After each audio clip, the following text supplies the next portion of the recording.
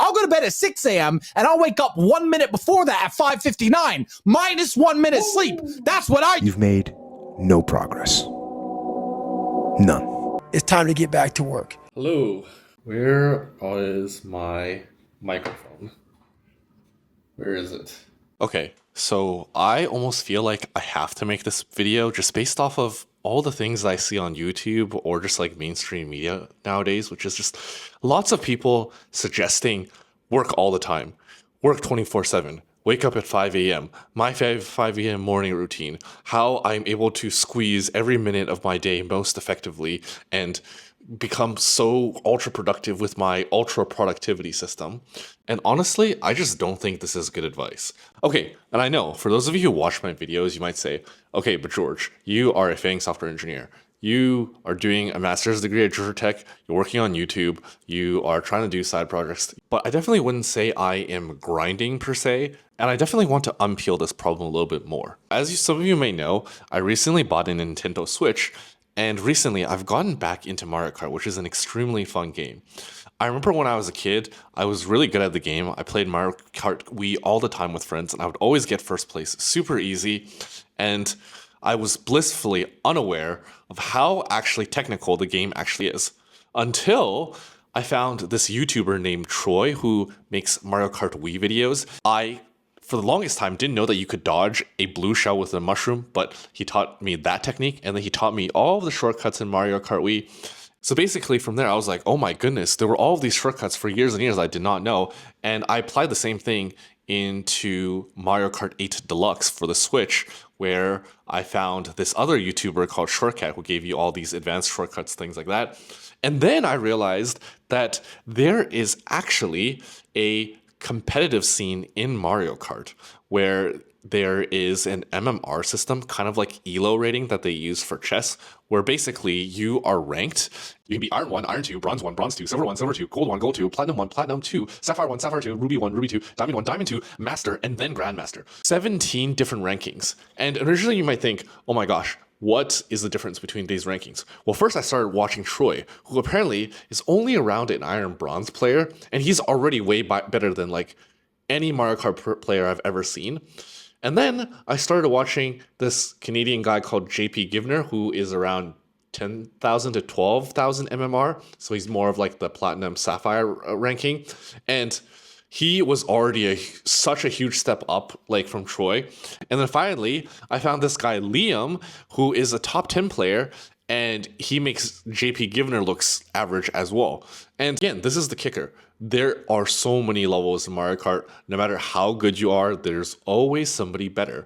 Life is honestly kind of similar. For 99.99999% of people, you will eventually find somebody way smarter or way more talented than you.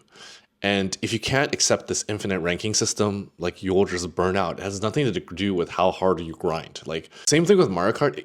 Even if I played for 10,000 hours, there's no way I could have beat the top 10 or even cracked the top 10 players of Mario Kart. There's always going to be a group where you're just not going to be, compared to them, you're not going to be as good. And okay, you could tell me that, no, George, I am the smartest person. Like, you don't understand. Like, I'm just the best at whatever thing that I'm doing currently. First of all, if that's you, you don't even need to grind. Like, for example, my friend Daniel got a perfect score on his GRE by studying for 2 weeks. He doesn't need to grind like the average person would need to. But I guess that leads to a really uncomfortable question, which is, in that case, is a success just luck?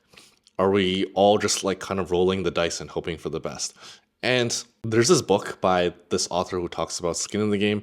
And basically he says something along the lines of, mild success can be explained by skills and hard work, but wild success is attributed to variance and luck. So the way I interpret that is, on average, you can do very well. If you just show up, if you just put in the hours, you will probably have some mild success. You'll be better than, like me just playing Mario Kart every single day, I'll probably be better than 85%, 90% of the people. But also, there's definitely this sweet spot where you're like making a lot of improvement as a beginner because you're in the beginning of that curve and you're just improving really quickly.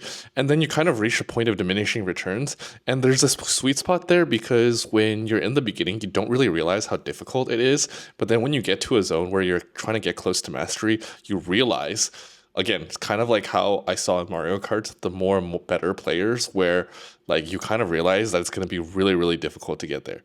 It's definitely amazing to be at a spot where you're kind of like blissfully unaware and you're still kind of improving very, very quickly. Unfortunately, wild success is in those industries where it's like winner take all, where it's only like a couple of people who succeed. For example, in soccer, like if you're Cristiano Ronaldo, if you're Lionel Messi, if you're one of those like top players, then you get all of that success.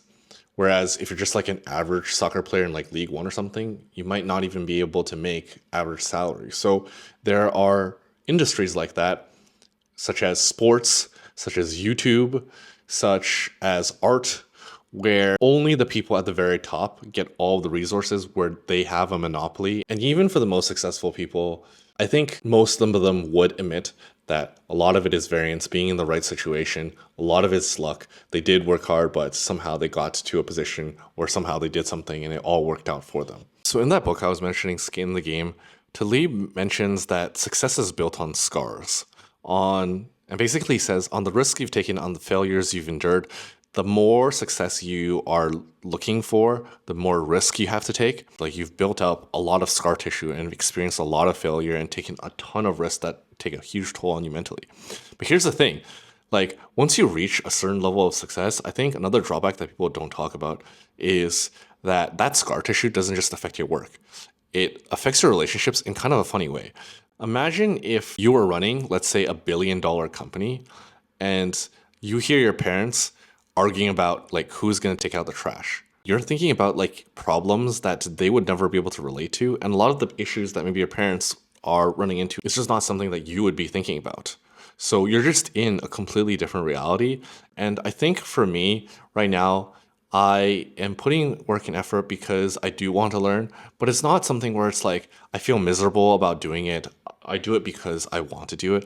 I feel like you just have to admit that it's more so for ego rather than thinking that grinding 24/7 would like is something that's like super necessary that you need to do. I don't know. I hope that makes sense.